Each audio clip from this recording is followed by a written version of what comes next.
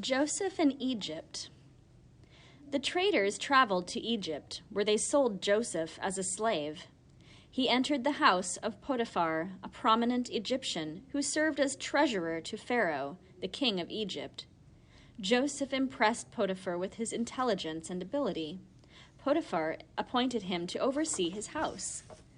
But misfortune stalked Joseph. Potiphar's wife, Zuleika, fell in love with him. Joseph refused to betray his master. When he spurned her advances, she complained to her husband, accusing their new slave of molesting her. Potiphar had no choice but to throw Joseph into prison. Throughout these trials, Joseph kept his faith in Yahweh. Even in the bowels of the prison, he never lost hope that Yahweh would set him free. Joseph remained in prison for several years. One day the door opened. The warden of the prison entered, followed by two prominent Egyptians, both in chains. One was Pharaoh's baker, the other was his butler.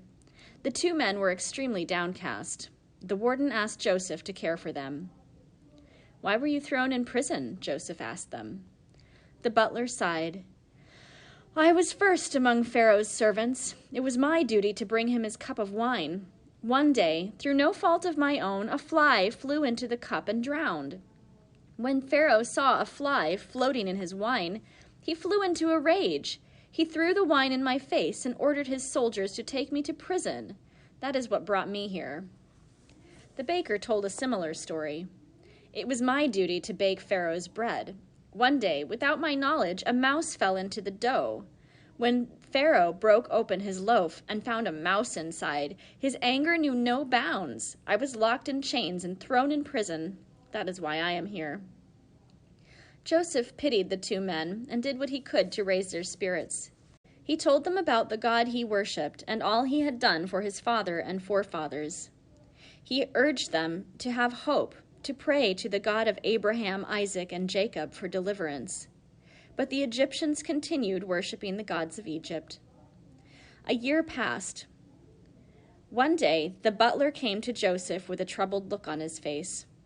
"What is the matter?" Joseph asked.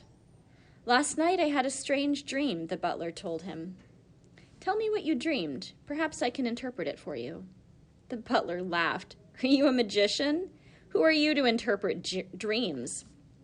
Joseph replied, "Dreams come from Yahweh. Yahweh also gives the wisdom to interpret them. If it is Yahweh's will, I can help you." "Very well," the Egyptian said.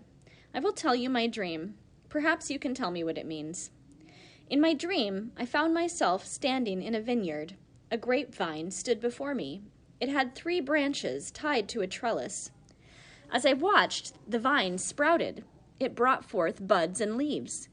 The buds turned into clusters that ripened into grapes. I took the grapes and squeezed their juice into the Pharaoh's cup. I brought the cup to Pharaoh. He took it from my hand." "This is the meaning of your dream," said Joseph. "In 3 days, Pharaoh will set you free and make you his butler again. Your crime will be forgotten. When you are restored to office, remember me." Now the baker came forward. He said to Joseph, "I too had a dream. I was walking to Pharaoh's palace with 3 baskets of pastries on my head. Birds flew down from the sky and ate all the pastries in the topmost basket." Joseph said to him, "In 3 days, Pharaoh will condemn you to death.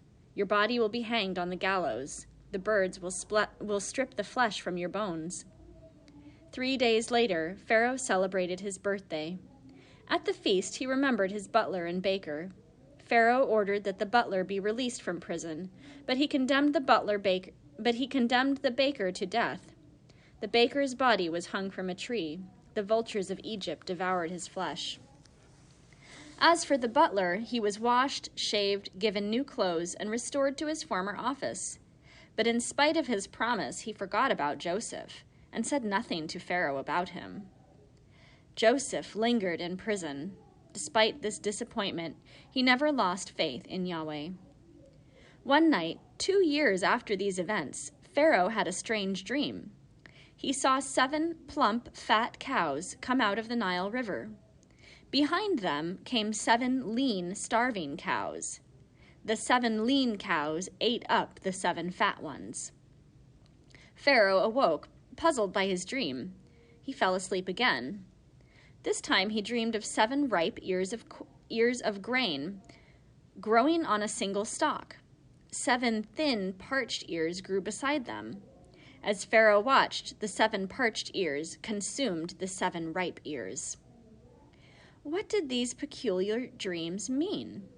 In the morning, Pharaoh summoned all the magicians and astrologers in Egypt. None could explain his dreams for him. Then Pharaoh's butler spoke.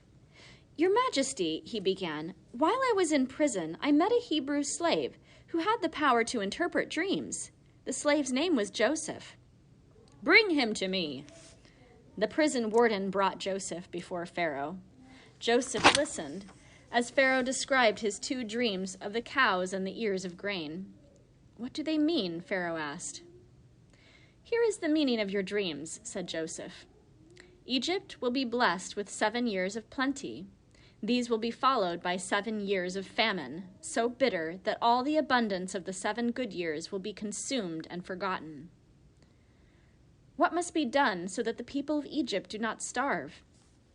Joseph answered without hesitation. "Let Pharaoh appoint 1 man to be steward over all of Egypt. Let him collect 1/5 of everything grown during the 7 years of plenty, to be stored in cities throughout the land. If this happens, there will be food for all the people of Egypt during the time of famine." Pharaoh approved Joseph's plan. He appointed Joseph to be the steward over his entire kingdom. For the next 7 years, Joseph collected 1/5 of all the crops grown in Egypt and stored them in granaries. When the famine came, he opened the granaries and distributed the grain to the Egyptians. Famine held the entire world in its grip for 7 years, but there was food in Egypt. The famine was especially harsh in the land of Canaan. Crops withered in the fields, wells dried up. More and more animals died each day. Jacob said to his sons, "I hear there is grain in Egypt. Go there and buy some for us, lest we perish."